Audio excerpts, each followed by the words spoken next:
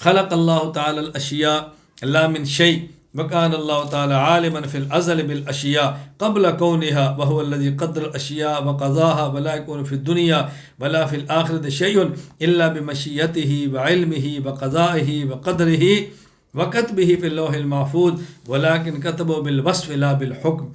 اللہ تعالیٰ نے تمام اشیاء کو اسی مادہ کے بغیر پیدا فرمایا۔ اشیاء کے وجود میں آنے سے پہلے اللہ تعالیٰ کو ازل سے ان کا علم تھا۔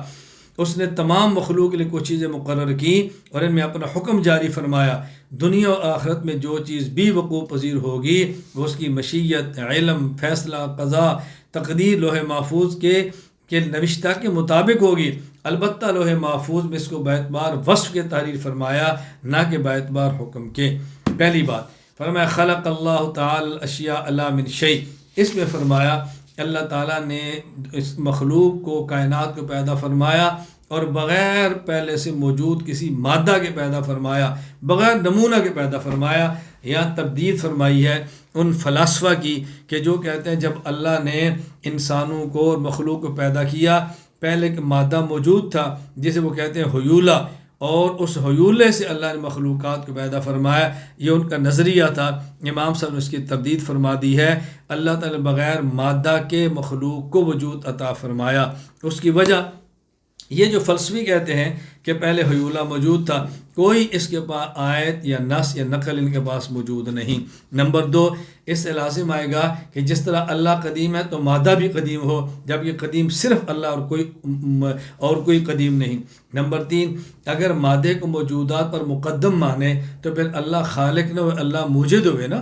موجد اور خالق میں تو فرق یہ ہے کہ موجد موجود چیز کو نیا ڈیزائن دیتا ہے اور خالق عدم سے چیز کو وجود میں لاتا ہے۔ میں مثال دیتا ہوں کہ دیکھیں جس طرح کی یہ پینسل ہے تو انسان اس پینسل کا خالق نہیں بلکہ موجد ہے۔ اللہ تعالیٰ نے معدنیات کو پیدا فرمایا، خدائے پاک کی پیدا کردہ معدنیات کو اللہ کی پیدا کی ہوئی عقل کی مدد سے اس نے نیا ڈیزائن دیا تو پینسل بن گئی، قلم بن گیا۔ تو انسان موجد ہے، خالق تو نہیں ہے نا۔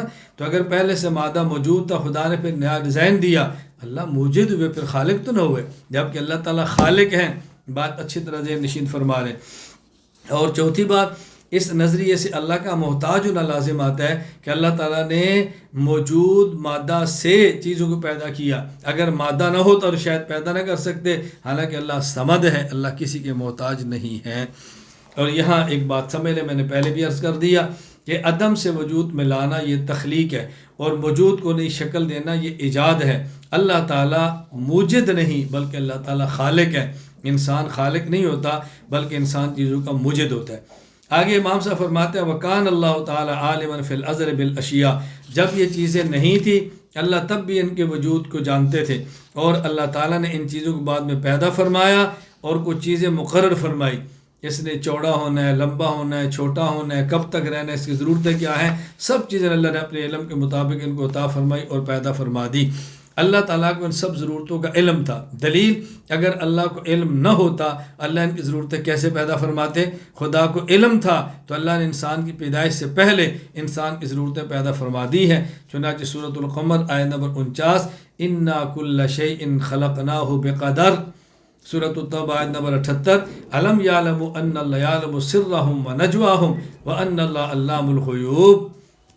آگے امام صاحب فرماتے ہیں ولا يكون في الدنيا ولا في الآخرة شيء الا بمشیته وعلمه وقضائه وقدره وكتبه في اللوح المحفوظ، کہ دنیا اور آخرت میں جو چیز بھی ہوگی اللہ کی مشیت سے، اللہ کے علم سے، اللہ کے فیصلے سے، اللہ کی تقدیر سے اور لوح محفوظ میں لکھے ہوئے کے مطابق ہوگی۔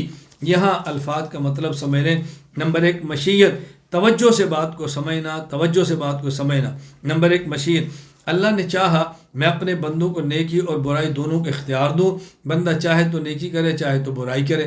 اب اگر اللہ نیکی کا اختیار نہ دیتے بندہ نہ کر سکتا، برائی کا اختیار نہ دیتے بندہ نہ کر سکتا، تو جو برائی کی ہے اللہ کے اختیار دینے کی وجہ سے کی ہے، نیکی کی ہے تو اللہ کے اختیار دینے کی وجہ سے کی ہے۔ اس لیے انسان اگر نیکی کرتا ہے تو اللہ کی مشیت سے، برائی کرتا ہے تو اللہ کی مشیت سے۔ مشیت کا معنی یہ نہیں کہ اللہ راضی ہے، اللہ کی چاہت ہے کہ بندہ برائی کرے، یا مشیت کا معنی ہے کہ اللہ نے اپنی چاہت سے بندے کو اختیار دیا، چاہے تو یہ کرے چاہے تو یہ کرے، تیسرا آپشن رکھا ہی نہیں کہ یہ بھی نہ کرے اور یہ بھی نہ کرے، کچھ تو اس نے کرنا ہے۔ تو جو بھی کرے گا اللہ کی مشیت کے مطابق کرے گا۔ علم، دنیا میں جو کچھ ہوگا وہ اللہ تعالیٰ پہلے سے جانتے ہیں کہ اللہ تعالیٰ اس بندے کو اختیار دیں گے، اپنے اختیار سے نیکی کرے گا یا گناہ کرے گا۔ قضا، جب بندہ کسی چیز کے کام کے اسباب خیر یا اسباب شر اختیار کر لیتا ہے تو اللہ تعالیٰ اس کام کے ہونے کا فیصلہ فرما دیتے ہیں، یہ ہے معنی قضا کا۔ نمبر 4 تقدیر۔ تقدیر کا معنی علم الہی، امر الہی کے مجموعے کا نام تقدیر ہے۔ اللہ کے علم میں ہوتا ہے بندے کو اختیار دیں گے تو بندہ یہ کام کرے گا، علم الہی ہے۔ پھر اللہ تعالیٰ لکھ دیا کہ بندہ یہ کام کرے گا تو امر الہی ہے۔ تو علم الہی امر الہی کے خلاف نہیں ہوتا، امر الہی علم الہی کے خلاف نہیں ہوتا، دونوں کے مجموعے کا نام تقدیر ہے۔ توجہ سے بات سمجھیں، میں اس کی مثال دیتا ہوں۔ دنیا اور آخرت میں جو واقعات ہیں، امام صاحب فرماتے ہیں اللہ کی مشیت، علم، قضا، تقدیر کے مطابق ہے۔ مثلا ایک شخص کا نام ہے عبداللہ، وہ قرآن کریم حفظ کرنا چاہتا ہے، کیسے؟ ابھی اللہ کی مشیت کے موافق ہے، اللہ نے اختیار دیے حفظ کرے یا نہ کرے، اس نے حفظ کرنے والے اختیار پر عمل کیا، قرآن جی اب اللہ نے اس کو اختیار دیے، چاہے تو یہ کرے چاہے تو یہ کرے۔ اب اللہ تعالیٰ کے نے چاہا تھا کہ عمران کو اختیار دوں گا، یہ اپنے اختیار سے حفظ کرے گا۔ عمران کے حفظ قرآن کریم کا اللہ تعالیٰ کے علم کے مطابق اللہ کے علم میں تھا، میں اختیار دوں گا اور یہ کرے گا، اللہ کو معلوم تھا۔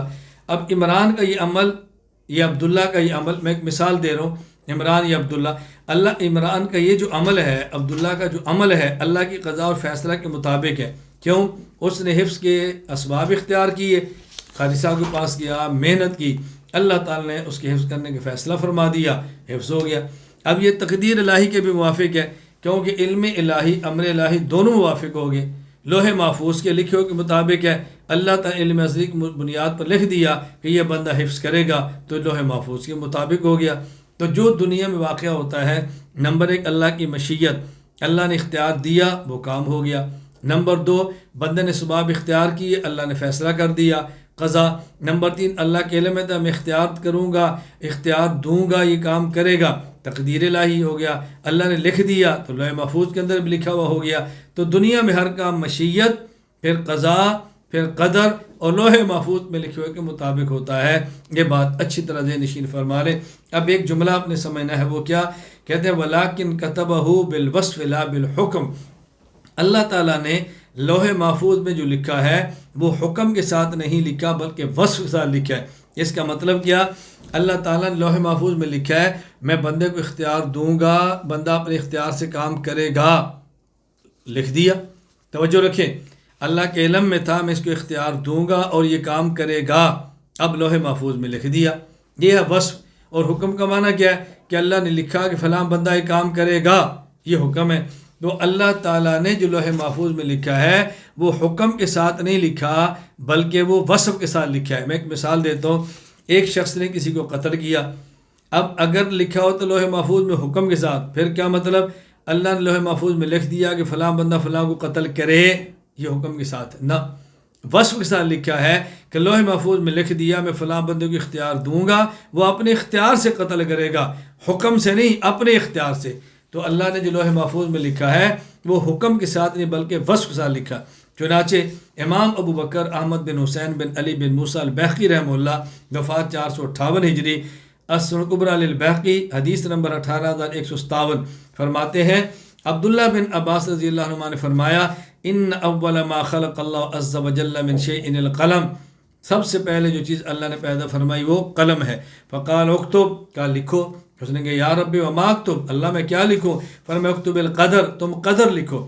فجرا بما ہوا کائن من ذلک اليوم الى قیام الساعہ، لہٰذا وہ قلم چل پڑا، وہ قلم چل پڑا، کس کے ساتھ؟ تو قلم نے چلنا شروع ہوا، قلم چلنا شروع ہوا اور اس دن سے لے کر قیامت تک جو ہونا تھا وہ سارا لکھ دیا، اس دن سے لے کر قیامت تک جو ہونا تھا وہ سارا لکھ دیا۔ یہ نہیں کہ جو اللہ نے حکم دینا تھا کرو وہ لکھ دیا، جو ہونا تھا اللہ کے علم میں تھا وہ سب لکھ دیا۔ اسی کا نام ہے یہ لوح محفوظ میں لکھا جانا۔ اب اللہ کے لکھے کے خلاف تو ہو ہی نہیں سکتا نا، یہ نہیں ہو سکتا اللہ کا علم کچھ اور ہونا کچھ اور، ایسا ہرگز نہیں، یہی تقدیر ہے۔ اس کو بات اچھی طرح سمجھ لو، مزید آگے آئے گی، میں بات کھولتا ہوں۔ والقضاء والقدر والمشیۃ صفاته فی الازل بلا کیف یعلم اللہ تعالی المعدوم فی حال عدمہ معدوما۔ قضاء، قدر اور مشیت اللہ تعالیٰ کی ازلی صفات ہے جو بلا کیف ہے، بلا کیف ہے، اللہ تعالیٰ معدوم چیز کو اس وقت بھی جانتا ہے جب کہ وہ ابھی حالت عدم میں ہو. وَيَعْلَمْ أَنَّهُ كَيْفَ يَكُونُ إِذَا أَوْجَدَهُ وَيَعْلَمُ الْمَوْجُودَ إِذَا فِي حَالِ وُجُودِهِ مَوْجُودًا وَيَعْلَمْ أَنَّهُ كَيْفَ يَكُونُ فَنَاؤُهُ، اور یہ بھی جانتا ہے جب اسے وجود عطا کرے گا تو وہ کیسی ہوگی. اسی طرح اللہ تعالیٰ موجود شے کو اس کی موجودہ حالت میں بھی جانتا ہے اور یہ بھی جانتا ہے وہ کب فنا ہوگی. وَيَعْلَمُ اللَّهُ الْقَائِمَ فِي حَالِ قِيَامِ قَائِمًا وَإِذَا قَعَدَ فَقَدْ عَلِمَهُ قَاعِدًا فِي حَالِ قُعُودِ، اور جب وہ کھڑا ہو اللہ اس کو کھڑے ہونے کی حالت میں جانتے ہیں اور یہ بھی جانتے ہیں بیٹھے گا کب، اور بیٹھے ہوئے کو جانتے ہیں بیٹھنے کی حالت میں، اور یہ بھی جانتے ہیں جب یہ کھڑا ہوگا. من غیر ان یتغیر علمہ او یحدث له علم ولکن التغیر والاختلاف یحدث عند المخلوقین. نہ تو اللہ کے علم میں تغیر پیدا ہوتا ہے نہ ہی اس کے علم میں کوئی نئی بات آتی ہے، کیونکہ ہر چیز وہ پہلے سے ہی جانتا ہے. ہاں تغیر اور تبدیلی جو ہوتی ہے وہ مخلوق کے اعتبار سے ہوتی ہے، خالق کے اعتبار سے نہیں ہوتی. یہ بات اچھی طرح ذہن نشین فرما لیں. یعنی جب کوئی کھڑا ہے اللہ تب بھی جانتے ہیں، اس نے بعد میں بیٹھنا ہے، جب یہ بیٹھے گا تو لوگ جانیں گے. اللہ ابھی سے اس کے بیٹھنے کی حالت کو بھی جانتے ہیں، حالانکہ ابھی بیٹھا نہیں. ایک آدمی بیٹھا ہے، اس نے کھڑا ہونا ہے، جب کھڑا ہوگا لوگ دیکھیں گے. اللہ ابھی سے اس کو دیکھ رہے ہیں، جب اس نے کھڑا ہونا ہے ابھی سے دیکھ رہے ہیں. تو یہ نہیں کہ جب کھڑا ہوگا تو اللہ کو علم ہوگا، یہ کھڑا ہوگا تو اللہ دیکھیں گے. اللہ اس کے کھڑا ہونے کو بیٹھنے کی حالت میں دیکھ رہے ہیں اور اس کے بیٹھنے کو کھڑے ہونے کی حالت میں دیکھ رہے ہیں. ابھی ایک چیز موجود ہے، کل کو فنا ہوگی، فنا ہوگی تو لوگ کہیں گے فنا ہو گیا. اللہ موجودہ حالت میں اس کے فنا ہونے کی حالت کو بھی دیکھتے ہیں. ابھی ایک چیز فنا ہے، موجود نہیں، معدوم ہے، اور یہ کب آئے گی اللہ اس کو دیکھ رہے ہیں. لوگ تب دیکھیں گے جب موجود ہوگی. یہ اللہ کا علم ہے. اس کو ذرا اچھی طرح سمجھو. میں مثال دیتا ہوں. جس طرح ایک آدمی بہت دور ہے، ہم اپنی آنکھ سے اس کو نہیں دیکھ رہے، اور دوسرا بندہ جس نے دوربین لگائی ہے وہ اس کو دور سے ایسے دیکھ رہا ہے جیسے ہم اس آدمی کو قریب سے دیکھ رہے ہیں. تو جس کے بعد دوربین ہے اس نے دور سے ایسے ہی دیکھا جیسے ہم نے قریب سے دیکھا، اور جن کے بعد دوربین نہیں ہے ان نے قریب آیا تو دیکھا، جب یہ دور تھا تو دیکھ نہیں رہے تھے. تو جس طرح دوربین والا قریب آنے والے بندے کو دور سے ایسے ہی دیکھتا ہے جیسے لوگ قریب سے دیکھتے ہیں، اللہ تعالیٰ بغیر دوربین کے دور سے بھی ایسے دیکھتے ہیں جیسے ہم قریب سے دیکھتے ہیں. جو پیدا نہیں اس کو بھی ایسے دیکھتے ہیں جیسے ہم پیدا ہونے والے کو دیکھ رہے ہیں. یہ ہے اللہ کا علم. اللہ اکبر. یہ ہے اللہ کا علم. اس کو بات اچھی طرح سمجھیں. خلق اللہ تعالی الخلق سلیم من الکفر والایمان ثم خاطبهم وامرهم ونهاهم فكفر من كفر بفعله وانکاره وجحوده الحق بخذلان اللہ تعالی ایاه. اللہ تعالیٰ نے تمام مخلوق کو کفر ایمان سے خالی پیدا فرمایا، پھر انہیں خطاب فرمایا اور کچھ کاموں کے کرنے کا حکم دیا، کچھ سے منع فرمایا. پھر کسی نے باختیار خود احکامات خداوندی کا انکار کیا، رائے حق کی مخالفت کی، جس کی وجہ سے توفیق الہی اس کے شامل حال نہ رہی تو وہ کافر ہو گیا.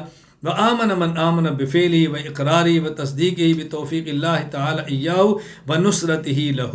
اور کسی نے باختیار خود احکامات خداوندی کا اقرار کیا، تصدیق کی، جس کی وجہ سے توفیق نصرت اللہ اس کے شامل حال ہوئی تو وہ ایمان کی دولت سے مالا مال ہو گیا. اللہ تعالیٰ نے قرآن کریم میں 11 قسمیں اٹھا کر مسئلہ بیان فرمایا. اللہ اکبر.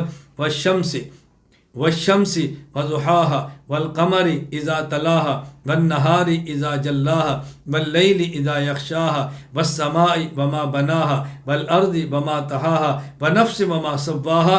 11 قسمیں اٹھا کر مسئلہ بیان فرمایا. فَأَلْهَمَهَا فُجُورَهَا وَتَقْوَاهَا. ہم نے انسان میں گناہ کی طاقت بھی رکھی ہے اور گناہ کا تقاضا بھی رکھا ہے اور گناہ کے کنٹرول کرنے کی طاقت بھی رکھی ہے. چاہے تو گناہ کے تقاضے پر عمل کرے، کنٹرول کی طاقت استعمال نہ کرے، اور چاہے تو کنٹرول کی طاقت استعمال کرے اور گناہ کی طاقت سے رک جائے. تو یہی بات حضرت امام صاحب فرماتے ہیں اللہ تعالیٰ نے انسان کو کفر اور ایمان سے خالی پیدا فرمایا، نہ یہ کافر ہے نہ یہ مومن ہے. پھر حکم دیا ایمان اختیار کرو اور کفر سے بچو. تو جس نے اپنے اختیار سے چاہا کفر کو لے لیا، جس نے اپنے اختیار سے چاہا ایمان کو لے لیا. تو جس نے اسباب اختیار کیے اللہ کی توفیق شامل ہوئی ایمان اختیار کر لیا، اور جس نے اسباب اختیار نہ کیے اس نے کفر لیا اور ذلیل و رسوا ہو کے رہ گیا. سورۃ الکاف آیت نمبر 29، وَقُلِ الْحَقُّ مِن رَبِّكُمْ فَمَنْ شَاءَ فَلْيُؤْمِنْ وَمَنْ شَاءَ فَلْيَكْفُرْ، جو چاہے تو ایمان لائے، چاہے تو انکار کر دے، حق اللہ کی جانب سے آ گیا ہے۔ اشکال یہ ہے کہ امام صاحب رحمۃ اللہ علیہ فرماتے ہیں کہ جس شخص نے بھی کفر کیا ہے، کیوں کیا؟ بخذلان اللہ ہے، کیونکہ اللہ نے اس کو رسوا کرنا تھا، اللہ کے رسوا کرنے کی وجہ سے کفر کیا، اور جو ایمان لایا تو کیوں لایا؟ اللہ کی توفیق کی وجہ سے لایا۔ تو سوال یہ ہے کہ جب کفر کرنے والا اس وجہ سے کفر کرتا ہے کہ اللہ نے اس کو رسوا کرنا تھا، اور ایمان لانے والا اس وجہ سے لایا اللہ نے توفیق دینی تھی، تو پھر بندے کا اختیار تو نہ رہا، بندے کا اختیار ختم ہو گیا۔ جواب سمجھو، یہ اشکال تب ہے جب بخذلان اللہ اور بتوفیق اللہ میں بات تعلیل کے لیے ہوتی۔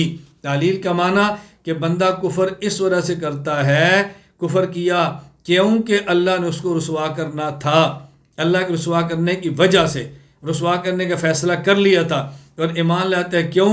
اس لیے کہ اللہ نے اس کو توفیق دی تھی تو ایمان لایا۔ توجہ، یہ بات تعلیل کے لیے نہیں ہے، بلکہ یہ بات ہے عاقبت کے لیے۔ عاقبت کا معنی یہ ہے کہ بندہ کفر کرتا ہے اپنے اختیار سے، کیوں؟ اس لیے کہ اللہ نے اس کو رسوا کرنا تھا، اس لیے یعنی کفر اختیار کیا، نتیجہ کیا تھا؟ اللہ نے اس کو رسوا کر دینا تھا۔ اور بندہ اپنے اختیار سے ایمان لایا، کیوں؟ نتیجہ اللہ نے توفیق دے دینی، اس نے اختیار کیا، محنت کی ہے، اللہ نے اس کو توفیق عطا فرما دی ہے۔ تو یہ با تعلیل کے لیے نہیں ہے، بلکہ یہ با عاقبت کے لیے ہے۔ یہ ایسے ہی ہے جیسے قرآن کریم سورۃ القصص آیت نمبر 8، فَالْتَقَطَهُ آلُ فِرْعَوْنَ، موسیٰ علیہ السلام کو بچپن میں ان کی والدہ نے بہن کے ذریعے دریا میں گرا دیا، کہتے ہیں فرعونی نے ان کو اٹھا لیا، لِيَكُونَ لَهُمْ عَدُوًّا وَحَزَنًا، قرآن کہتے ہیں آل فرعون نے اٹھا لیا تاکہ وہ ان کا دشمن ثابت ہو۔ اب اٹھایا اس وجہ سے نہیں تھا کہ ہمارا دشمن ہو، اٹھایا تھا، نتیجہ یہ نکلا کہ ان کا وہ دشمن ثابت ہوا۔ تو اٹھانے کی وجہ، ان کے اٹھانے کی وجہ یہ نہیں تھی کہ ہم اٹھاتے ہیں تاکہ ہمارا دشمن بن جائے، انہوں نے اٹھایا، نتیجہ نکلا کہ وہی ان کا دشمن ثابت ہوا جو ان کے گھر کے اندر تھا۔ تو یہ بات سمجھانا چاہتے ہیں کہ جب بندہ اپنے اختیار سے کفر کرتا ہے، نتیجہ نکلتا اللہ اس کو رسوا کر دیتے، اور جب بندہ ایمان اختیار کرتا ہے، کیوں؟ اس لیے کہ اس نے اسباب اختیار کیے تھے، اللہ نے اس کو توفیق عطا فرما دی تھی۔ یہ توفیق کبھی بندے کو ملتی ہے اپنے اس کے اختیار کردہ اسباب کی بنیاد پر۔ آپ قرآن کریم اٹھا کے دیکھیں، سورۃ النساء آیت نمبر 35، جب شوہر اور بیوی کے اندر جھگڑا ہو، قرآن کہتا ہے ایک منصف شوہر کی طرف سے ہو، ایک منصف بیوی کی طرف سے ہو، ان یریدا اصلاحا، اگر یہ دونوں اصلاح کی ارادہ رکھیں گے، یوفق اللہ بینہما، اللہ ان کے درمیان موافقت پیدا فرما دیں گے، یعنی کوشش کے نتیجے میں اللہ توفیق عطا فرما دیں گے۔ اس بات کو اچھی طرح سمجھے، الجھن کے اندر مبتلا نہ ہو۔ اخرج ذریۃ آدم من صلبہ فجعلہم عقلاء فخاطبهم وامرهم بالایمان ونهاهم عن الكفر فاقروا له بالربوبیہ فکان ذلك منهم ایمانا فهم یولدون على تلك الفطرة ومن كفر بعد ذلك فقد بدل وغیر ومن آمن وصدق فقد ثبت علیہ وداوى۔ اللہ تعالیٰ نے آدم علیہ السلام کی پشت ان کی اولاد کو پیدا فرمایا، پھر ان میں عقل کی دولت ودیت فرمائی، پھر انہیں خطاب فرمایا، ایمان لانے کا حکم دیا، کفر سے منع فرمایا، انہوں نے خدا تعالیٰ کی ربوبیت کے اقرار کیا۔ یہ اقرار دراصل ان کی طرف سے ایمان کا اظہار تھا۔ اسی فطرت پر یہ لوگ پیدا ہوتے ہیں۔ پھر جو شخص اس کے بعد کفر کرتا ہے تو وہ اپنی فطرت کو تبدیل کر ڈالتا ہے اور اس میں تغیر پیدا کر دیتا ہے، اور جو ایمان لاتا اور تصدیق کرتا ہے تو وہ اسی فطرت کو اپناتے اس پر ثابت قدم رہتا ہے۔ اللہ تعالیٰ نے قرآن کریم سورۃ الاعراف آیت نمبر 172 میں فرمایا، وَإِذْ أَخَذَ رَبُّكَ مِن بَنِي آدَمَ مِن ظُهُورِهِمْ ذُرِّيَّتَهُمْ، اللہ نے آدم علیہ السلام کی پشت سے ان کی اولاد کو نکالا، وَأَشْهَدَهُمْ عَلَىٰ أَنفُسِهِمْ أَلَسْتُ بِرَبِّكُمْ، پھر اللہ نے ان کو اس بات کا گواہ بنایا، کیا میں تمہارا خدا نہیں ہوں؟ کہا جی بلا، کیوں نہیں؟ شہیدنا ان تقولوا یوم القیامت انا کنا عن ھذا غافلین، یہ عہد الست میں اس لیے لیا کل کو یہ نہ کہنا کہ ہمیں پتہ نہیں تھا، ہم سے کسی عہد نہیں لیا، ہمیں بتایا نہیں تھا۔ اسی طرح حدیث پاک مسند احمد حدیث نمبر 2455، حضرت امام ابو عبداللہ احمد بن حنبل بغدادی رحمہ اللہ، وفات 241 ہجری، وہ فرماتے ہیں عبداللہ بن عباس رضی اللہ عنہما نے فرمایا، رسول اکرم صلی اللہ علیہ وسلم نے فرمایا، اخذ اللہ المیثاق من ظہر آدم بن نعمان، یعنی عرفہ، اور عرفہ مقام عرفہ میں، عرفات میں ایک وادی نعمان ہے، وہاں اللہ تعالیٰ نے اولاد آدم سے ایک وعدہ لیا، فخرج من صلبہ کل ذریۃ زرعا فنثرهم بین یدیک کالذر، اللہ نے آدم کی پشت ان کی اولاد کو نکالا، چیونٹیوں کے جسم دیے، ان کو بکھیر دیا، پھر ان سے گفتگو کی اور فرمایا الست بربکم، کیا میں تمہارا رب نہیں ہوں؟ قالوا بلا، کیوں نہیں ہے؟ شہدنا، ہم گواہی دیتے ہیں، ان تقولوا یوم القیامت انا کنا عن ھذا غافلین۔ اب قرآن میں بھی تذکرہ ہے، حدیث کے اندر بھی تذکرہ ہے۔ فرق قرآن کریم میں ہے کہ اللہ تعالیٰ نے حضرت آدم کی پشت سے وَإِذَا أَخَذَ رَبُّكَ مِن بَنِي آدَمَ مِن ظُهُورِهِمْ ذُرِّيَّتَهُمْ، آدم علیہ السلام کی اولاد کی پشت سے ان کی نسل کو نکالا، اور حدیث میں ہے آدم علیہ السلام کی پشت سے ان کی اولاد کو نکالا۔ ان میں بظاہر کوئی تعارض نہیں ہے کہ جو حقیقی اولاد تھی آدم علیہ السلام کی پشت سے، آگے ان کی اولاد ان کی پشت سے نکلی، تو اللہ تعالیٰ نے ان کو پوچھا میں تمہارا خدا نہیں ہوں؟ تو یہ عہد الست تھا جو اللہ نے عرفات میں وادی نعمان میں ہم سب سے لیا تھا، وہاں لیا۔ پھر اللہ نے پیدا فرمایا اور حکم دیا ایمان لاؤ، اور منع کیا کہ کفر سے بچو۔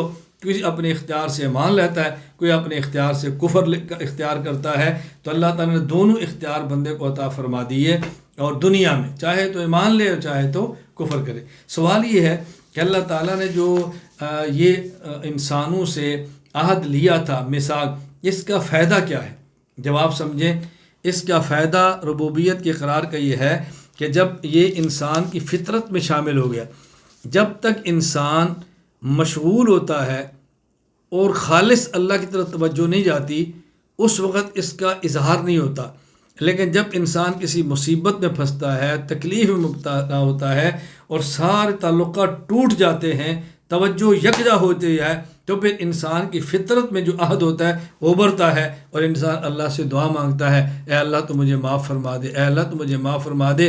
حتیٰ کہ مشرکین بھی مصیبت کو چیخ اٹھتے ہیں اور تنہا اللہ کی ذات کو پکارتے ہیں۔ یہ وہی جو عہد الست تھا اس کا نتیجہ ہوتا ہے۔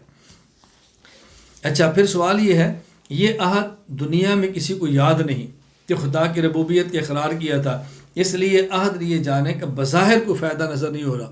توجہ سمجھیں، جواب سمجھیں۔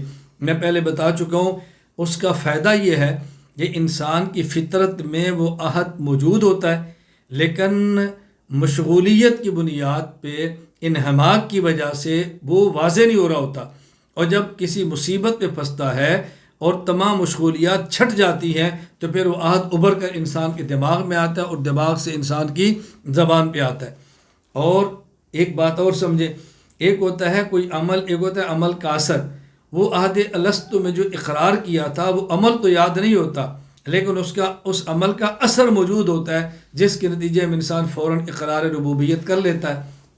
اس کی مثال سمجھیں، ایک انسان بچپن میں کسی استاد سے پڑھتا ہے، وہ اس کو پڑھنا یاد نہیں ہوتا، لیکن پڑھنے کا اثر، پڑھنا، وہ اس کے اوپر طاری ہو جاتا ہے۔ کسی انسان نے بچپن میں کسی سے کوئی چیز سیکھی ہوتی ہے، جس سے سیکھی وہ بھول جاتا ہے، سیکھنے کا طرز کیسے سیکھی تھی بھول گیا، لیکن اسی طرح بول رہا ہوتا ہے، اسی طرح پڑھ رہا ہوتا ہے۔ یہ اثر ہوتا ہے۔ آپ بچپن میں کسی بچے کو چلانا شروع کرتے ہیں، جب وہ بڑا ہوتا ہے اس کو یاد بھی نہیں ہوتا مجھے کسی نے چلانا سکھایا تھا، لیکن اس کا اثر چلنا بھی اس کے اوپر آ رہا ہوتا ہے، تو فائدہ تو ہوتا ہے۔ ہاں، البتہ کوئی اللہ کے بندے ایسے ہوتے ہیں جن کو عہد الست بھی یاد ہوتا ہے۔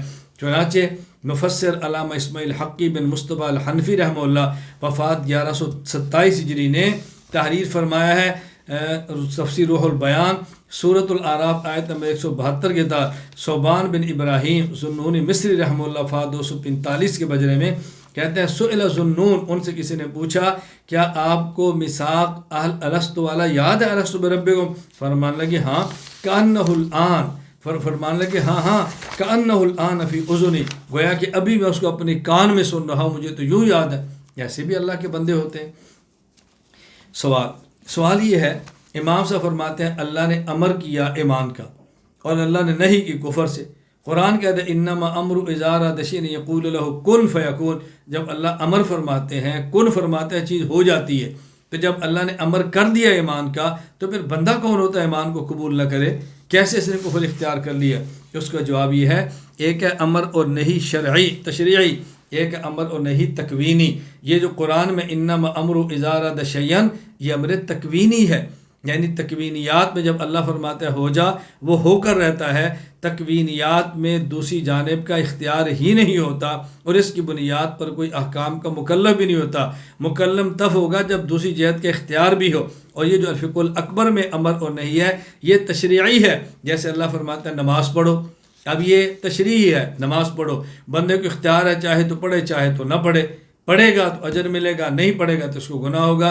یہ امر تکوینی ہے، تشریعی ہے۔ تو جو امام نے الفقہ الاکبر میں بات فرمائی وہ امر تشریعی ہے، اور جو قرآن میں انما امر اذا اراد شیئا یہ امر تکوینی ہے۔ ہم امر تکوینی کی بات نہیں کر رہے، امر تشریعی کی بات کر رہے ہیں۔ پھر یا امام صاحب دو جملے استعمال فرمائے، ومن کفر ذلک فقد بدل وغیر، جو انسان اس کے بعد عہد کے بعد بھی کفر اختیار کرتا ہے، یا وہ اس میثاق کو بدلتا ہے، تبدیل یا میثاق میں تغییر کرتا ہے۔ تبدیل اور تغییر میں کیا فرق ہے؟ تبدیل کہتے ہیں ایک چیز کو واپس کر کے دوسری لانا، تغییر کہتے ہیں ایک چیز کو اپنے پاس رکھ کے اس کی جگہ پہ دوسری لانا۔ والد کے لیے آپ بازار سے کپڑے لائے، انہوں نے فرمایا بیٹا مجھے پسند نہیں، یہ تم واپس کر دو اور دوسری لے آؤ۔ بیٹا یہ کپڑے مجھے پسند نہیں، آپ دکان پہ اس کو واپس کر دیا اور دوسرے لے آئے، یہ تبدیل ہے۔ نمبر 2، بیٹا کپڑے مجھے پسند نہیں، وہ کپڑے آپ نے اپنے لیے رکھ لیے اور ابو کے لیے اور لے آئے، یہ تغییر صوب ہے۔ تو اصل کپڑے واپس کر کے دوسرے لانا یہ تبدیلی صوب ہے، اور اصل رکھ کے دوسرے لانا یہ تغییر صوب ہے۔ بعض تبدیلی کر دیتے ہیں، کیا مطلب؟ اللہ کی توحید کا انکار کر کے، اللہ کے وجود کا انکار کر کے غیر اللہ کو معبود بنا لیتے ہیں، اور بعض تغییر کر دیتے ہیں کہ اللہ کو بھی معبود مانتے ہیں اور اللہ کے ساتھ کسی اور کو بھی معبود بنا لیتے ہیں۔ تو کوئی تبدیلی کرتا ہے، کوئی تغییر کرتا ہے، یہ تبدیل بھی شرک ہے اور تغییر بھی شرک ہے۔ میں پہلے اس بات کی وضاحت کر چکا ہوں، قرآن کریم میں دونوں کا تذکرہ موجود ہے۔ سورہ یونس آیت نمبر 15، وَإِذَا تُتْلَىٰ عَلَيْهِمْ آيَاتُنَا بَيِّنَاتٍ، جب مشرکین کے سامنے قرآن پڑھا جاتا تو وہ کہتے ائْتِ بِقُرْآنٍ غَيْرِ هَٰذَا أَوْ بَدِّلْ، یا اس قرآن میں تغییر کرو یا تبدیل کرو۔ تغییر کا معنی یہ اپنے لیے رکھو، ہمارے لیے اور لے آؤ، یا تبدیل کرو یہ قرآن واپس کرو اور دوسرا لے آؤ۔ یہاں پہ تبدیل کی نفی ہے، ما یکون لی ان ابدلہ من تلقاء نفسی، میں تبدیلی نہیں کر سکتا۔ اور سورہ اسراء آیت نمبر 73 میں تغییر کی نفی ہے، وَإِن كَادُوا لِيَفْتِنُونَكَ عَنِ الَّذِي أَوْحَيْنَا إِلَيْكَ لِتَفْتَرِيَ عَلَيْنَا غَيْرَهُ وَإِذًا لَاتَّخَذُوكَ خَلِيلًا، کہ میں تغییر بھی نہیں کر سکتا۔ تبدیل اور تغییر دونوں کی نفی ہے۔ تو یہاں امام صاحب نے بدل غیرہ دونوں لفظ استعمال فرمائے۔ وَلَمْ يُجْبِرْ أَحَدًا مِّنْ خَلْقِهِ عَلَى الْكُفْرِ وَلَا عَلَى الْإِيمَانِ وَلَا خَلَقَهُ مُؤْمِنًا وَلَا كَافِرًا، اللہ تعالیٰ نے اپنی مخلوق میں سے کسی کو بھی کفر یا ایمان پر مجبور نہیں کیا، اور نہ ہی انہیں جبراً مومن یا کافر بنایا ہے، بلکہ انہیں صرف اشخاص، افراد کی حیثیت سے پیدا فرمایا۔ ایمان اور کفر بندوں کا اختیاری فعل ہے، وَلَكِنْ خَلَقَهُمْ أَشْخَاصًا وَالْإِيمَانُ وَالْكُفْرُ فِعْلُ الْعِبَادِ وَيَعْلَمُ اللَّهُ تَعَالَىٰ مَن يَكْفُرُ فِي حَالِ كُفْرِهِ كَافِرًا فَإِذَا آمَنَ بَعْدَ ذَلِكَ عَلِمَهُ مُؤْمِنًا فِي حَالِ إِيمَانِهِ وَأَحَبَّهُ مِنْ غَيْرِ أَن يَتَغَيَّرَ عِلْمُهُ وَصِفَتُهُ، جب بندہ کوئی کفر کرتا ہے تو اللہ تعالیٰ کو اس کی حالت کفر کا پہلے سے علم ہوتا ہے، اور جب بندہ بعد میں ایمان لاتا ہے تو اس کی حالت ایمان کا بھی اللہ تعالیٰ کو پہلے سے علم ہوتا ہے۔ اللہ تعالیٰ اس کے ایمان لانے کو پسند فرماتے ہیں، کفر اختیار کرنے کو پسند نہیں فرماتے، لیکن اس سے نہ اللہ تعالیٰ کے علم میں کوئی تبدیلی پیدا ہوتی ہے اور نہ ہی اس کی صفت میں کوئی تغیر واقع ہوتا ہے۔ یا کئی باتیں سمجھائی، ایک تو یہ بات سمجھائی کہ انسان کو اللہ تعالیٰ ایمان پر مجبور نہیں کرتے، بلکہ انسان کو اختیار دیتے ہیں، وہ چاہے تو ایمان لائے اور چاہے تو کفر کرے، یہ دین فطرت ہے، اللہ کسی کو مجبور نہیں کرتے۔ اور دوسری بات فرمائی کہ جب بندہ مومن ہوتا ہے اور اگر اس نے بعد میں کفر اختیار کرنا ہے، اللہ کو جس طرح اس کی موجودہ حالت ایمان کا علم ہے، آئندہ آنے والی حالت کفر کا بھی اسی طرح علم ہوتا ہے۔ اور جو بندہ موجودہ کافر ہے، اگر اس نے بعد میں ایمان لانا ہے تو جس طرح اس کی موجودہ حالت ایمان کا خدا کو علم ہے، اس کی آئندہ حالت کفر کا بھی اللہ کو ابھی سے علم ہے۔ اللہ کی صفت علم کے اندر تغیر نہیں ہوگا کہ ابھی پتہ نہیں تھا اور جب کفر کیا پھر پتہ چلا، یا ابھی پتہ نہیں تھا جب ایمان لایا تو پھر پتہ چلا۔ خدا کی صفت علم کے اندر تغیر نہیں ہوتا۔ وجميع افعال العباد من الحركه والسكون كسب على الحقيقه والله تعالى خالقها وهي كلها بمشيئته وعلمه وقضائه وقدره، اللہ تعالیٰ جس طرح بندوں کے خالق ہیں اسی طرح بندوں کے افعال کے بھی خالق ہیں۔ اللہ انسانوں کے تمام افعال خواہ حرکات و سکنات حقیقتاً خود انہی کے کیے ہوئے ہوتے ہیں، جبکہ ان تمام کاموں کے خالق اللہ ہیں۔ نیز یہ تمام افعال اللہ تعالیٰ کی مشیت، علم، فیصلہ، تقدیر کے مطابق ہی ہوتے ہیں۔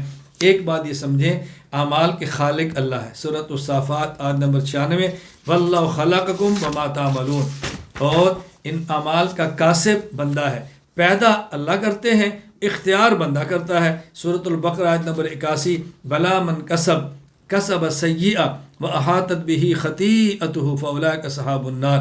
اسی طرح سورۃ الروم آیت نمبر 41، ظہر الفساد فی البر والبحر بما کسبت ایدی الناس۔ سورۃ الشورى آیت نمبر 30، وما اصابکم من مصیبہ فبما کسبت ایدیکم۔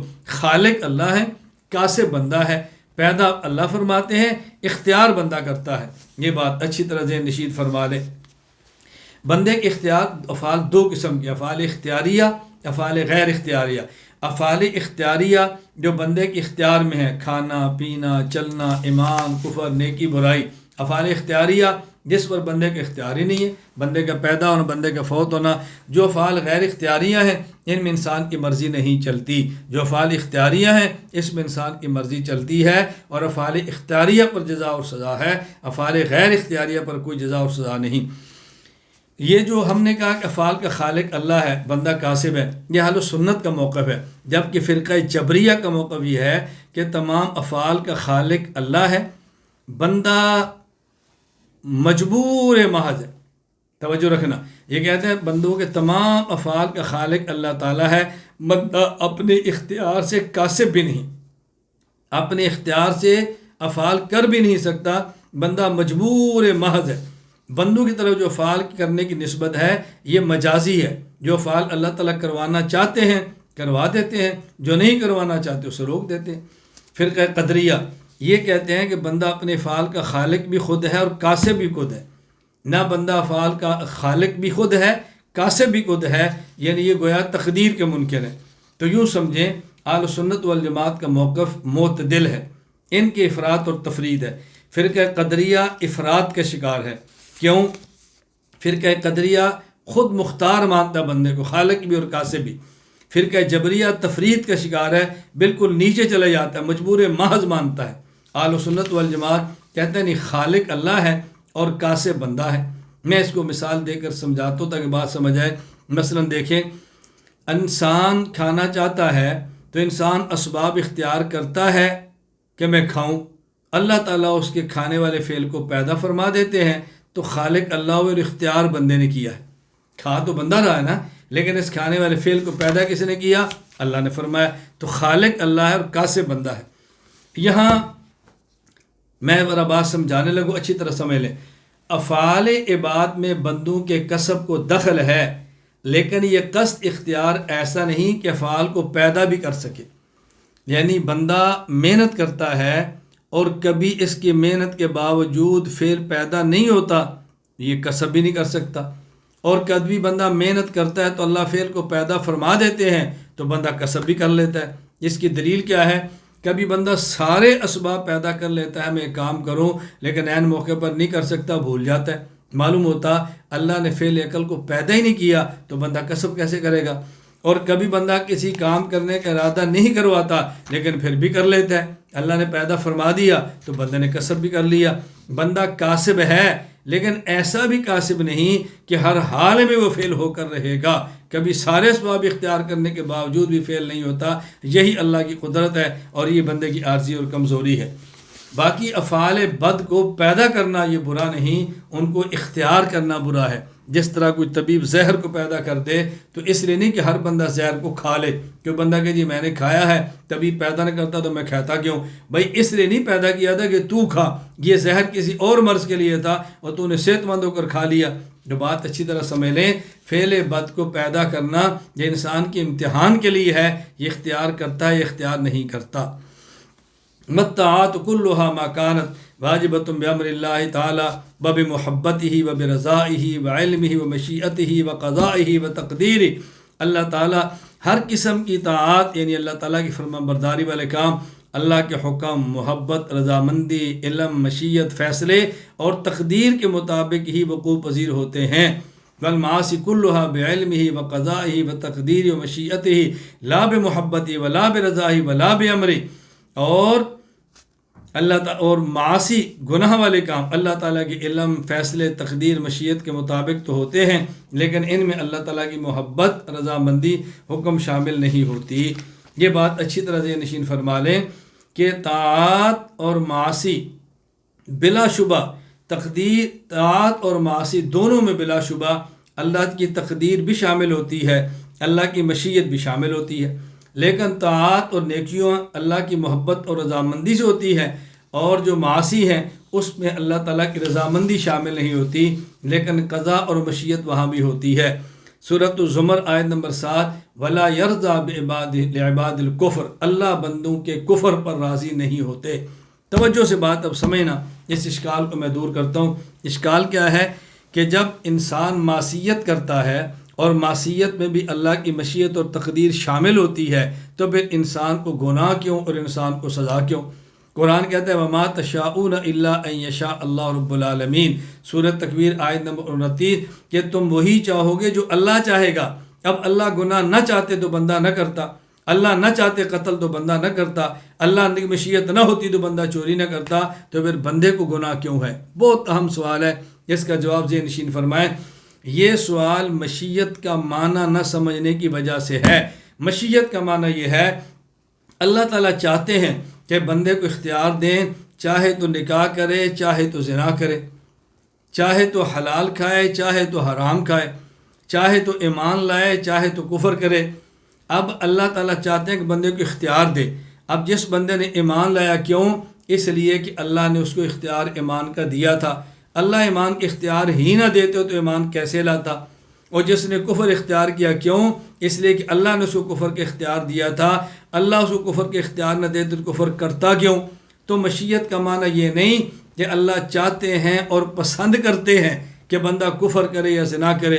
مشیت کا معنی کہ اللہ چاہتے ہیں بندے کو گناہ کا اور کفر کا اختیار دے دیں۔ اب اگر بندے نے ایمان لایا ہے وہ بھی اس لیے کہ اللہ نے اختیار دیا ہے، کفر لایا ہے اختیار کیا تو کیوں؟ اللہ نے اختیار دیا ہے۔ اگر نکاح کیا تو کیوں؟ اللہ نے اختیار دیا تھا۔ زنا کیا تو کیوں؟ اللہ نے اختیار دیا تھا۔ چوری کی ہے تو کیوں؟ اللہ نے اختیار دیا تھا۔ اگر چوری سے بچا تو کیوں؟ اس کو اللہ نے اختیار دیا تھا۔ تو مشیت کا معنی یہ نہیں اللہ چاہتے ہیں کہ بندہ گناہ کرے۔ یہ چاہت وہ نہیں جو ہم دنیا میں اردو میں استعمال کرتے ہیں کہ میری چاہت ہے تو کام کر لے، میری خواہش ہے تو کام کر لے۔ مشیت کا معنی یہ ہے اللہ نے چاہا تھا کہ بندے کو دو آپشن دے دے، اب دونوں آپشنوں میں سے جو آپشن ملے گا، اس لیے کہ اللہ نے آپشن دیا تھا، اللہ نہ دیتے تو کیوں کرتا؟ یہ معنی وما تشاءون الا ان یشاء اللہ، کہ تم جس جہت بھی جاؤ گے اس وقت جاؤ گے جب اللہ نے تمہیں اس جہت کا اختیار دیا ہوگا۔ اللہ اختیار ہی نہ دیتا تو تم اس جہت کو اختیار ہی نہ کر سکتے۔ یہ مشیت کا معنی ہے۔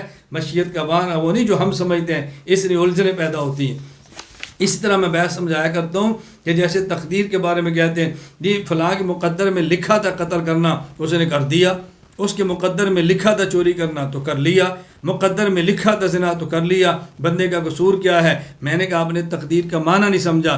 تقدیر کا معنی یہ ہے اللہ نے اس کو اختیار دیا، اللہ کے علم میں تھا میں اس کو اختیار دوں گا تو اختیار سے زنا کرے گا، تو خدا نے لکھ لیا کہ یہ اختیار کرے گا لوح محفوظ میں۔ اس کا معنی یہ نہیں کہ چونکہ اللہ نے یعنی معنی یہ تھا کہ اللہ کے علم میں تھا میں اختیار دوں گا تو یہ کرے گا۔ اللہ نے اختیار دیا، اس نے اپنے اختیار سے کیا ہے، یہ نہیں کہ اللہ نے مجبور کیا ہے۔ تو تقدیر کا معنی علم الہی جمع امر الہی، اللہ کے علم میں تھا میں اختیار دوں گا یہ زنا کرے گا، تو خدا نے لکھ لیا کہ یہ زنا کرے گا۔ یہ ہے علم الہی اور امر الہی۔ تو یہ تقدیر کا معنی نہیں کہ چونکہ اللہ نے لکھا ہے لہذا اس نے کرنا ہے، نہیں، چونکہ اس نے کرنا تھا اپنے اختیار سے تو لکھ دیا گیا ہے۔ دونوں میں زمین و آسمان کا فرق ہے۔ میں اس لیے کہا کرتا ہوں اعتراض وہ کرتے ہیں جن کو مشیت اور تقدیر کا معنی نہیں آتا، اور وہ جواب نہیں دے سکتے جو مشیت تقدیر کا معنی نہیں جانتے۔ جس طرح سائل تقدیر اور مشیت کے معنی سے غافل ہے، اسی طرح مجیب بھی تقدیر اور مشیت کے معنی سے غافل ہے، تبھی ہم جواب میں الجھ جاتے ہیں۔ اللہ ہمیں یہ بات سمجھنے کی توفیق عطا فرمائے۔ میں اتنا زور لگا رہا ہوں تاکہ بات سمجھیں، ابھی سمجھ نہ آئے پھر آپ اس کی فائل منگائیں، پھر سمجھ نہ آئے پھر دوبارہ اس کو سنیں، بار بار سنیں گے انشاءاللہ اللہ نے چاہا تو بات دل میں اتر جائے گی۔ پھر بھی نہ سمجھ آئے تو میں آپ کی خدمت کے لیے موجود ہوں، آپ کی نوکری کے لیے موجود ہوں، پھر آپ کو بات سمجھا دوں گا، لیکن کچھ زور آپ بھی لگائیں، کچھ ہمت آپ بھی کریں، محض علمی مضمون سمجھ کر چھوڑ نہ دیا کریں۔ اللہ تعالیٰ مجھے اور آپ کو بات سمجھنے کی توفیق عطا فرمائے۔ والانبیاء علیہم الصلاۃ والسلام کلہم منزہون عن الصغائر والکبائر والکفر والقبائح وقد کانت منہم زلات و خطایا۔ تمام انبیاء علیہ السلام صغیرہ کبیرہ گناہوں کفر بہودہ کاموں سے پاک ہوتے ہیں، ہاں البتہ بعض اوقات ان سے زلات اور اجتہادی خطا کا صدور ممکن ہے۔ فائدہ نمبر 1، جو امام صاحب الفاظ استعمال ان کے معنی سمجھو۔ کفر کا لغوی معنی، علامہ محمد عبدالرؤف بن تاج العارفین المناوی رحمہ اللہ وفات 1071 ہجری التعریف میں فرماتے ہیں الکفر تغطیۃ ما حق الاظہار، جس کو ظاہر کرنا تو اس کو چھپایا، یہ لغوی معنی کفر کا۔ اصطلاحی معنی، علامہ سعد الدین مسعود بن عمر بن عبداللہ تفتازانی رحمہ اللہ وفات 792 ہجری شرح المقاصد فی علم الکلام میں فرماتے ہیں الکفر عدم الایمان اما من شانی، جن چیزوں پر ایمان لانا ضروری تھا ان پر ایمان لانا کفر ہے۔ کفر کی 11 اقسام ہیں۔ نمبر 1، کفر انکار، توحید کو یا ضروریات دین کو چھوڑ دینا۔ نمبر 2، کفر نفاق، دل میں کفر ہو، زبان پر اسلام کا اظہار ہو۔ نمبر 3، کفر ارتداد، ایمان لانے کے بعد پھر جائے اپنے اختیار سے۔ نمبر 4، کفر شرک، اللہ کی ذات اور یہ صفات میں کسی اور کو ساتھ شریک کرے۔ نمبر 5، کفر کتابی، ایمان لانے کے باوجود کسی آسمانی کتاب کو مانے واجب العمل سمجھ کر، یعنی آسمانی کتاب کو بھی مانے اور پھر ساتھ اس کو مانے یا اس قرآن کریم کا انکار کر دے۔ یا کفر کتابی کا معنی کہ آسمانی کتاب کو مانتے ہوئے شریعت محمدیہ کا انکار کر دے۔ کفر دہری، وہ شخص جو اللہ کے علاوہ زمانے کو خدا مان لے۔ کفر معطلی، جو اللہ کے وجود کا انکار، کفر معطلی جو یہ سمجھے کہ اللہ تعالیٰ یہ اعمال نہیں کرتے، اللہ تعالیٰ فعال کے خالق نہیں، اللہ تعالیٰ فلاں چیز نہیں کرتے، تعطیل یا اللہ کے وجود کا سرے سے انکار کرے۔ کفر زندقہ، کفر زندقہ کہ جو انسان مسلمان کہلوائے لیکن کفر کو ایمان بنا کر پیش کرے، یہ ہے کفر زندقہ۔ کفر جحود کہ جو انسان دل سے اسلام کی حقانیت کا قائل ہو لیکن زبان سے انکار کر دے۔ کفر عناد، دل سے بھی قائل ہو، زبان سے بھی قائل ہو لیکن قبول کرنے کے لیے تیار نہ ہو۔ کفر مفادی، دل سے بھی قائل نہ ہو کسی چیز کا، زبان سے بھی قائل نہ ہو لیکن اپنے مفادات کی خاطر کسی کفر کو اختیار کر لے، جس طرح آج کل لوگ باہر کے ویزے لینے کے لیے قادیانی، عیسائی اور دیگر ادیان کو اختیار کرتے ہیں۔ یہ کفر مفادی 11 قسمیں ہیں۔ اس پہ تفصیل سے بحث میں نے اصول عقائد کے اندر کر دی ہے، آپ اس کو سن بھی سکتے ہیں، پڑھ بھی سکتے ہیں اور اس کو اچھی طرح اطمینان سے دیکھ بھی سکتے ہیں۔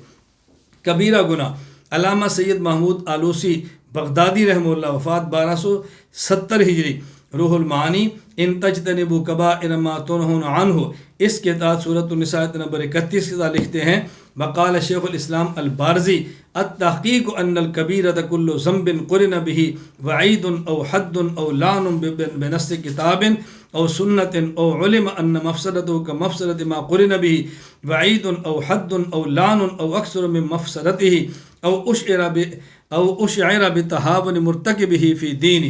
شیخ الاسلام بازری فرماتے ہیں تحقیق بعد کبیرہ گناہ حق اس گناہ کو کہتے ہیں، نمبر 1 جس کے کرنے والے پر قرآن و سنت میں وعید ہو، نمبر 2 اس پر حد مقرر کی گئی ہو، نمبر 3 اس کے مرتکب پر لعنت کی گئی ہو، نمبر 4 اس گناہ کے مفسدہ کسی ایسے گناہ کے مفسدہ کے برابر یا زیادہ ہو جس پر وعید یا لعنت ہو، نمبر 5 وہ قوم بطور تہاون فی الدین کے کیا جائے، یعنی اس انداز سے کیا جائے کہ دیکھنے والے سمجھے اس شخص کے دل میں دین کی کوئی عظمت نہیں۔ حکیم الامت مولانا اشرف علی تھانوی رحمہ اللہ وفات 1362 ہجری حضرت بیان القرآن ان تجتنبوا کبائر ما تنہون عنہ سورۃ النساء آیت نمبر 31 کے بعد فرماتے ہیں گناہ کبیرہ کی تعریف میں بہت اقوال ہیں، جامع قول وہ ہے جس کو روح المعانی میں شیخ الاسلام بارزی سے نقل کیا ہے۔ صغیرہ گناہ، جس گناہ پر ایسی وعید نہ ہو جو کبیرہ گناہ پر آئی ہے، یہ صغیرہ گناہ ہے۔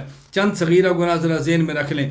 نمبر 1 غیر محرم عورت کی طرف یوں دیکھنا کہ احتیاط نہ ہو، غیر محرم عورت کو بالقصد دیکھنا تو گناہ کبیرہ ہے، یعنی غیر محتاط رہنا جس سے نظریں پڑ جائیں یہ گناہ صغیرہ ہے۔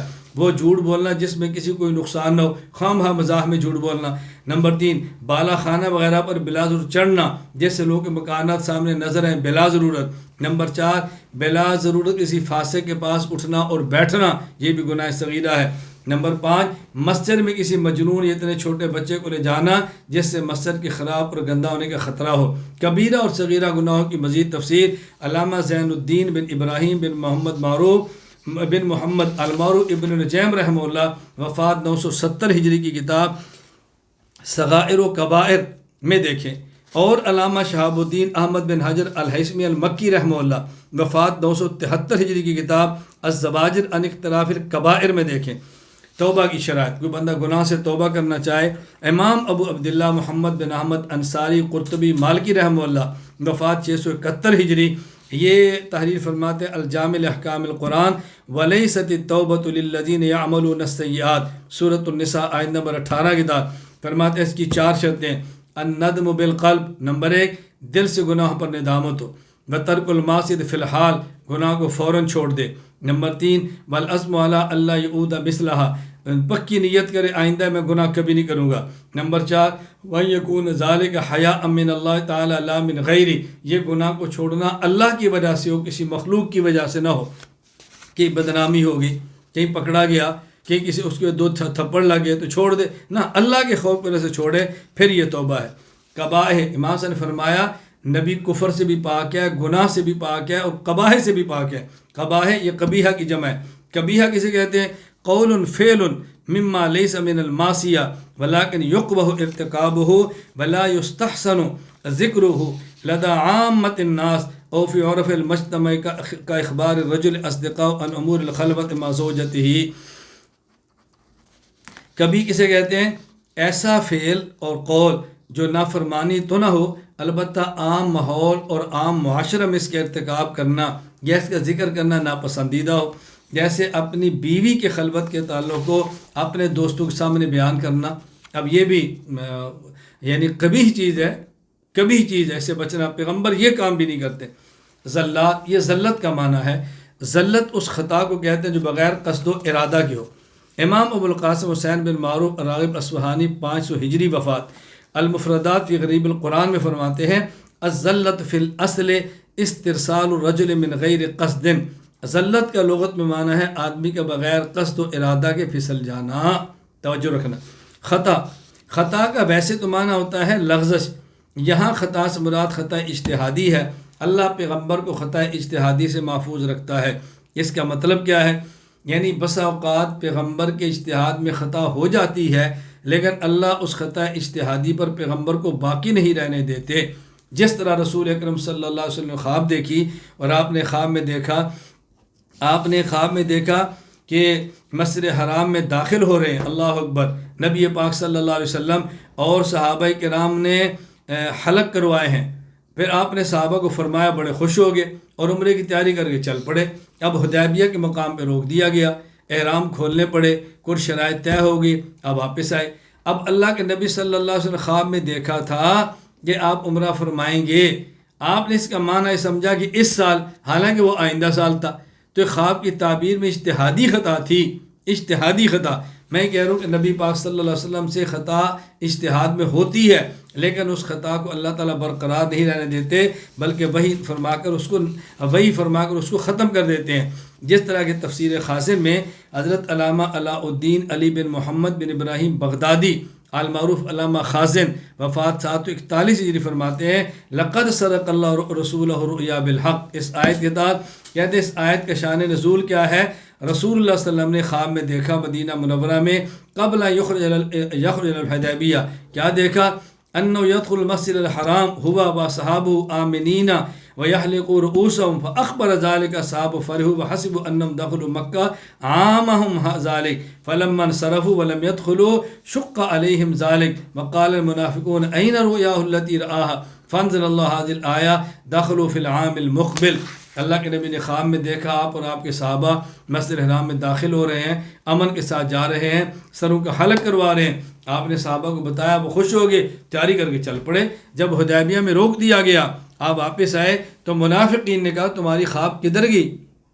وہ جو تم خواب کہہ رہے تھے خواب کدھر گئی؟ تو وہی آ گئی کہ نہیں خواب سچی ہے، اور آئندہ سال اللہ کے نبی صلی اللہ علیہ وسلم تشریف لے گئے۔ میں یہ بتا رہا ہوں کہ پیغمبر کے اجتہاد میں خطا ہوتی ہے، لیکن خطا پر اللہ باقی نہیں رہنے دیتے۔ یہی نبی اور امتی کے اجتہاد میں فرق ہے کہ امتی کا اجتہاد ہوتا ہے اور خطا ہوتی ہے اور باقی رہ جاتا ہے۔ پیغمبر کا اجتہاد ہوتے، اجتہاد میں خطا ہو جائے تو پیغمبر کے خطا پر اللہ باقی نہیں رکھتے، وہی آ جاتی ہے۔ جس طرح یا ایھا النبی لم تحرم ما احل اللہ لک، پیغمبر پاک صلی اللہ علیہ وسلم سے خطا اجتہادی ہوئی، آپ نے شہد کو چھوڑ دیا، وہی آئی تو آپ اللہ حکم دیا کہ نہیں آپ شہد کو کھانا شروع کرو، یہ خطا اجتہادی ہے تو وہی آ جاتی ہے۔ مجھ سے ایک آدمی نے سوال کیا کہ دیکھیں حضرت علی رضی اللہ تعالیٰ عنہ، حضرت امیر معاویہ رضی اللہ تعالیٰ عنہ، ان دونوں میں لڑائی ہوئی تو بتائیں ان میں حق پر کون تھا، باطل کون تھا؟ میں نے کہا کبھی لڑائی ہوتی ہے دونوں حق پر ہوتے ہیں۔ کہتے ہیں جی کیسے ہو سکتا ہے؟ میں نے کہا دیکھ حضرت ہارون حضرت موسیٰ علیہ السلام، بظاہر جھگڑا ہوا، موسیٰ علیہ السلام حضرت ہارون کے سر کے بال اور داڑھی کے بال پکڑ کے کھینچا تو بتاؤ حق پر کون تھا، باطل پر کون تھا؟ کہا جی وہ تو دونوں حق پر تھے۔ تو میں نے کہا یہ دونوں بھی حق پر تھے؟ کہتا وہ تو حق پر تھے، لڑائی ختم ہوگی۔ اگر یہ دونوں حق پر ہوتے تو ان کی بھی ختم ہو جاتی۔ میں نے کہا بھی وہاں تو وہی آ جاتی تھی، نبی تھے، یہ تو نبی نہیں تو وہی نہیں آتی نا۔ جب وہی نہیں آئی تو اجتہاد باقی رہ جائے گا، اجتہاد میں خطا باقی رہ جائے گی۔ تو پیغمبر اور امتی کے اجتہاد میں یہ فرق ہے، یہ بات اچھی طرح سمجھ لیں۔ انبیاء علیہ السلام معصوم ہے، یہ ہمارا نظریہ ہے، اور عصمت انبیاء پر ہمارے دلائل ملاحظہ فرمائیں۔ دلیل نمبر 1 سورۃ الاحزاب آیت نمبر 21، لقد کان لکم فی رسول اللہ اسوۃ حسنہ، اسوہ حسنہ پیغمبر تبھی بنیں گے جب گناہوں سے پاک ہو۔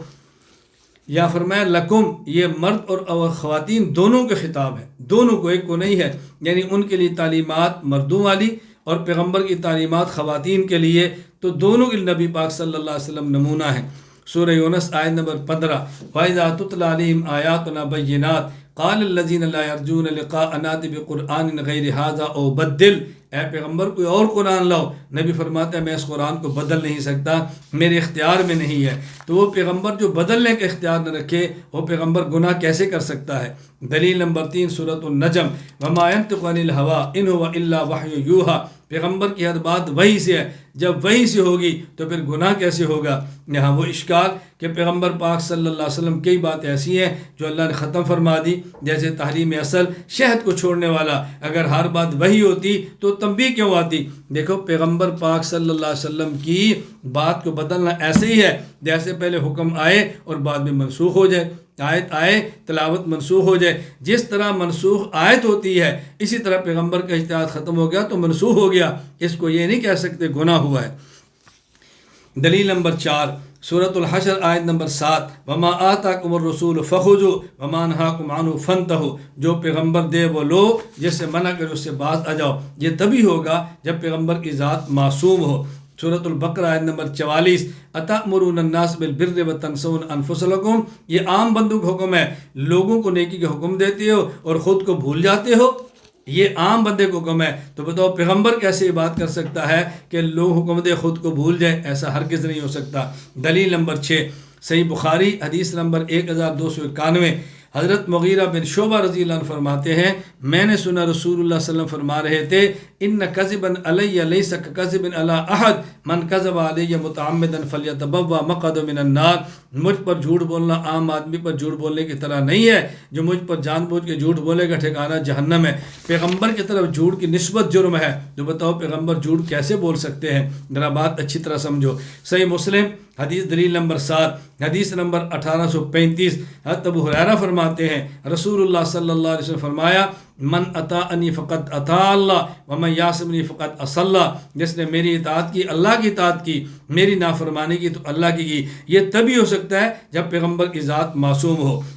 دلیل نمبر 8 سنن ابی داؤد حدیث نمبر 3646، حضرت امام ابو داؤد سلیمان بن اشعث سجستانی رحمہ اللہ وفات 275 حدیث نقل کرتے ہیں، عبداللہ بن عمر رضی اللہ عنہ فرماتے ہیں کہ میں رسول اللہ صلی اللہ علیہ وسلم کی ہر بات کو لکھتا جو آپ سے سنتا، مجھے لوگوں نے کہا اللہ میں ہر بات لکھنا، ارید حفظہ میں حفظ کرنا چاہتا، مجھے بات قریش نے منع کیا، کہا تکتب کل شیء تسمع ورسول اللہ صلی اللہ علیہ وسلم بشر یتکلم فی الغضب والرثاء، تو نبی کی ہر بات لکھتا ہے، حضور کبھی بات غصے میں فرماتے ہیں کبھی خوشی سے فرماتے ہیں، تو میں لکھنا چھوڑ دیا۔ میں نے اللہ کے نبی سے تذکرہ فرمایا، آپ نے فَأَوْمَأَ بِأَصْبَعِهِ إِلَى فِي، آپ اپنے منہ مبارک طرف اشارہ کیا، فرمایا اکتب فوالذی نفسی بیدی ما یخرج منہ الا حق، قسم اس ذات کی جس قبضہ قدرت میں میری جان ہے، یہاں سے حق کے علاوہ کچھ بھی نہیں نکلتا۔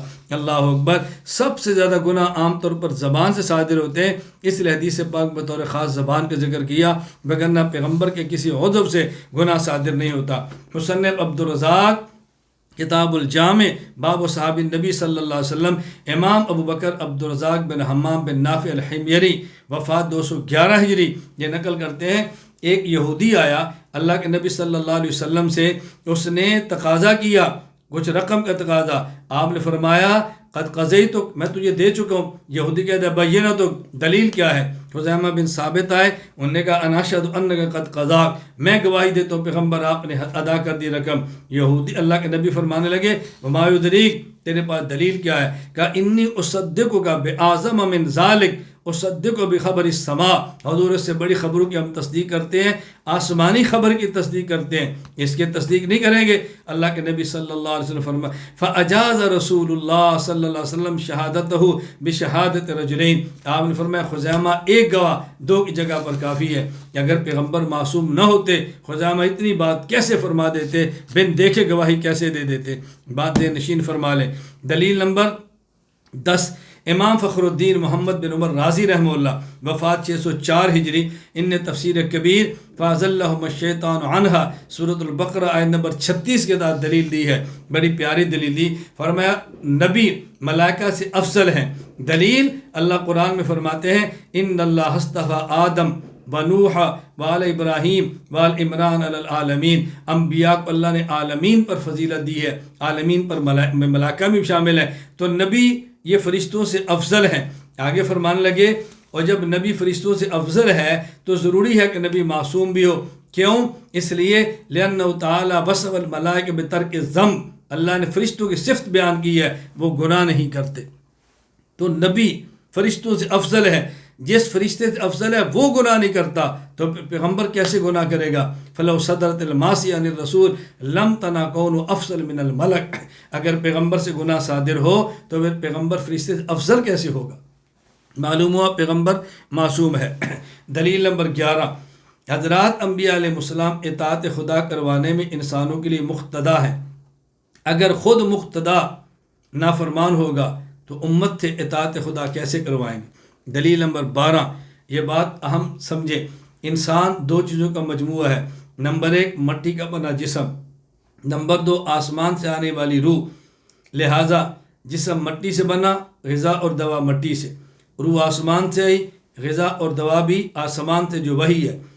جسم بیمار ہو جائے اس کو طبیب چاہیے، اور روح بیمار ہو جائے اسے بھی طبیب چاہیے۔ جسم کے طبیب کو ڈاکٹر اور حکیم کہتے ہیں، اور روح کے طبیب کو نبی اور رسول کہتے ہیں۔ طبیب جس مرض کا معالج ہو، اس مرض میں مبتلا ہونا طبیب کا عیب ہے۔ ڈاکٹر پیچس کی دوائی دے اور مریض آدھے گھنٹے بعد جائے یا ہر 5 گھنٹے بعد بیت الخلاء میں جائے، اس سے کون دوائی دے گا؟ نبی امراض روحانیہ کے معالج ہیں۔ اگر پیغمبر خود گناہ کرے تو یہ پیغمبر کا عیب ہے، جو طبیب کا عیب ہوگا، طبیب کے اندر عیب ہو، اس مرض کا طبیب سے علاج کون کرائے گا؟ پیغمبر امراض روحانیہ کے معالج ہیں، لہذا نبی کا روحانی مرض گناہ میں مبتلا ہونا یہ طبیب کا عیب ہے۔ اللہ تعالیٰ پیغمبر کو عیوب سے پاک رکھتے ہیں۔ میں نے اس لیے عرض کیا انبیاء علیہ السلام گناہوں سے معصوم ہیں۔ آگے اجماع امت، میں نے نقلی آیات پیش کی ہیں، احادیث پیش کی ہیں، عقلی دلائل دیے، اجماع امت اس بات پر کہ نبی گناہوں سے معصوم ہیں۔